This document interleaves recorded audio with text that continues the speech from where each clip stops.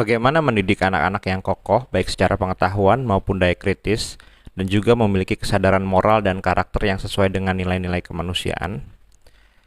Mari kita simak catatan Pak Mokhtar Bukhori. Menurut Pak Mokhtar Bukhori, pendidikan bermutu harus mempertimbangkan keseimbangan antara pertumbuhan intelektualitas dan moral. Keunggulan-keunggulan yang diharapkan ada pada diri anak-anak tidak akan tiba-tiba hadir, tetapi perlu didesain dengan sistematik dan terstruktur di dalam ruang pendidikan. Oleh karena itu, pendidikan tak semata mendorong keunggulan keterampilan-keterampilan teknikal yang dibutuhkan semata di dunia kerja, meskipun itu tidak boleh dipinggirkan, tetapi juga sangat berpengaruh pada kapasitas mental, kepemimpinan, daya pikir kritis, dan tentu manusia yang bahagia.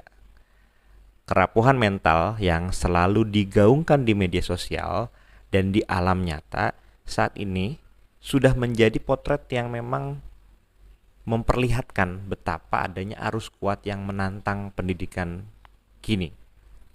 Ada tantangan untuk tak sekedar memperoleh skor tinggi dalam ujian atau sesuai dengan kebutuhan industri terkait skill tadi ya. Meski juga kita tak bisa terhanyut pada narasi, tidak perlu pintar, yang penting berkarakter. Nah, kembali ke pandangan Pak Bukhori, bukan hal yang perlu dipertentangkan hal itu gitu ya. Kedua hal tersebut itu bukan perlu dipertentangkan. Sebab sudah jelas dalam pembangunan pendidikan yang bermutu ada sisi intelektualitas, ada sisi moral yang merupakan dua sisi mata uang yang tidak terlepas. Kalau kita kembali kepada ajaran Ki Hajar, pendidikan itu tidak semata intelektualisme, tapi juga ada pada semangat untuk mengabdi, memperhatikan konteks nasional dan kultural yang sesuai dengan wilayah-wilayah yang begitu beragam di Indonesia. Nah, melalui pendidikan, anak-anak itu mengalami pengalaman lahir dan batin untuk mengenal diri mereka sendiri. Ini yang paling penting.